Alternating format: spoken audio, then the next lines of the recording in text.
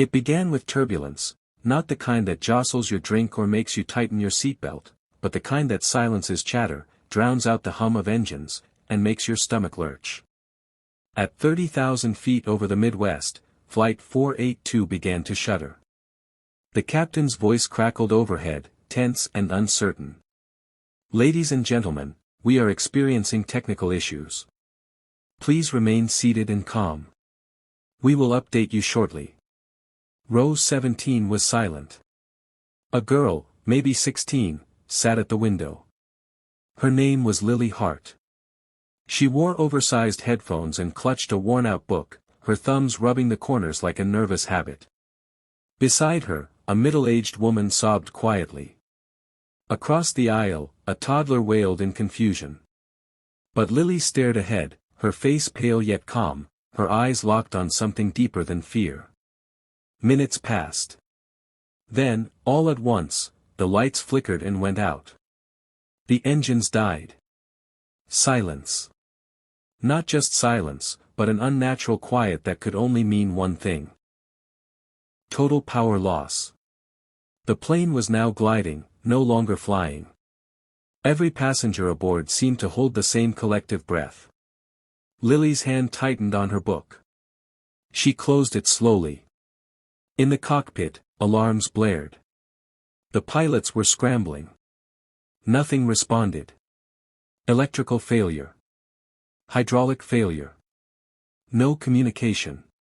Altitude dropping. Panic rising. Back in the cabin, the oxygen masks didn't drop, because the system had failed. People began to scream, pray, call out for loved ones.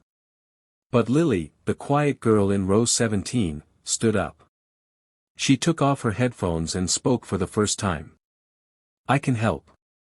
No one noticed at first. A flight attendant rushed past her. But Lily stepped into the aisle, her voice louder now, stronger. "I said I can help. I know how to fly." Passengers turned. A few scoffed. One man muttered, "Is this a joke?" But she didn't wait. She marched toward the front of the plane with a conviction that cut through the hysteria. A flight attendant tried to stop her, but something in Lily's voice, her unwavering certainty, froze the woman in place. "Let me in. Please. I've trained for this." Inside the cockpit, Captain Reeves and First Officer Daniels were drenched in sweat, wrestling useless controls. When the door opened and the girl entered, they didn't have time to argue. "What are you doing here?" "This is. I'm Lily Hart. My father was Air Force. I've logged over 200 hours in flight simulators and light aircraft. My instructor used to run emergency drills like this one. Total power loss. I know what to do." Reeves stared at her. This was absurd. A teenage girl. But then Daniels shouted, "The controls are dead. We're in glide. If she knows anything." Reeves looked at Lily again. Her hands were steady. Her breath even. Her voice calm. Against every protocol he knew, he stepped aside. Lily slid into the co-pilot's seat like it was second nature. At 15, Lily had begged her father, a decorated pilot who'd flown missions in Iraq, to teach her everything. He'd set up simulators, trained her in manuals, and finally, on her 16th birthday, taken her on her first flight in a twin-engine Cessna. He died 6 months later in a car accident. Since then, Lily had stopped speaking much. But her hands remembered. Her heart remembered. Back in the cockpit, she scanned the instruments. "We need to stabilize descent.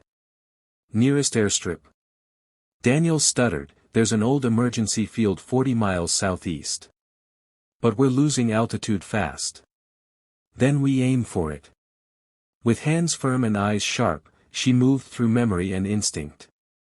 She instructed Daniels to restart the APU, the auxiliary power unit. It failed twice. "Try again. Bleed the pressure valve," she said. Third try, success.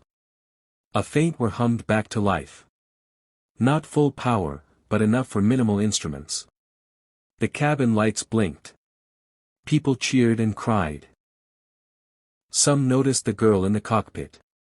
Whispers spread, "That kid is flying the plane."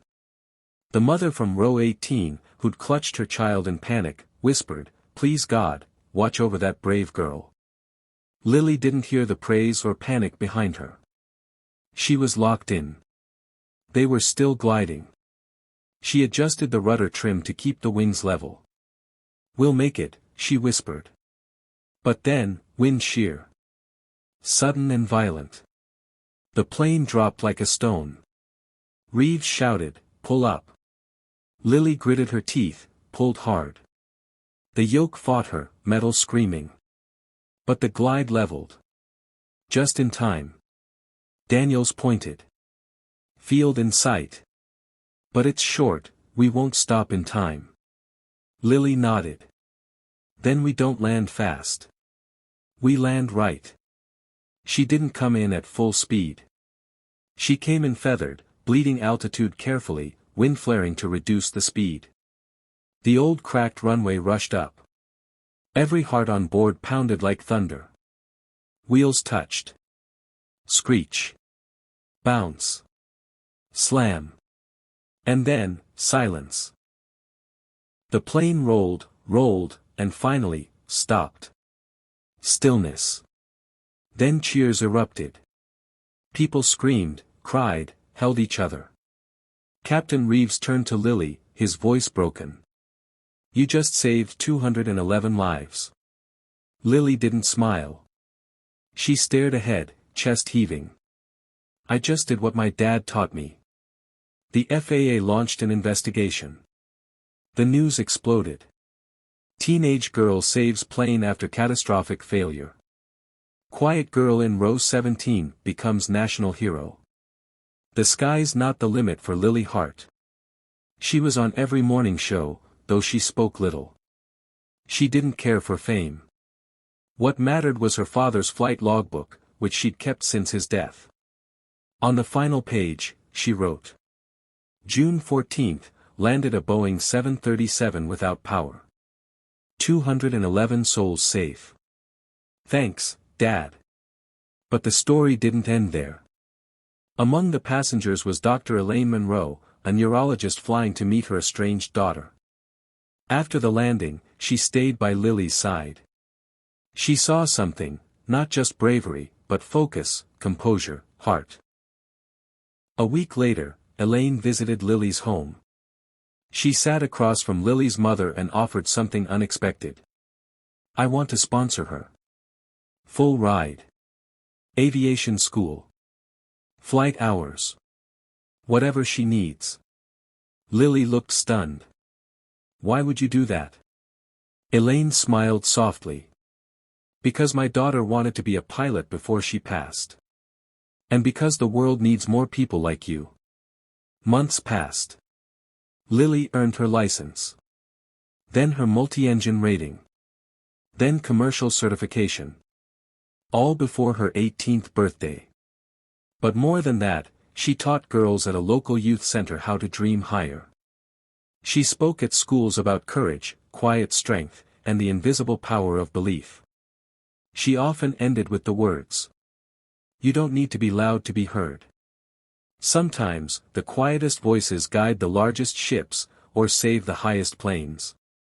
And on every flight she ever took after that, passengers would ask if she was that girl from the news. Lily would smile. And calmly reply, "I'm just your pilot." Final message. In a moment when fear gripped 211 lives, it wasn't strength or volume that saved the day, it was the quiet heart of a girl in row 17. A reminder that anyone, no matter their age or voice, can make a difference. That heroes don't always wear uniforms. Sometimes, they wear headphones. Sometimes, they carry books. And sometimes, they just step forward when no one else does. Because courage doesn't shout. It flies.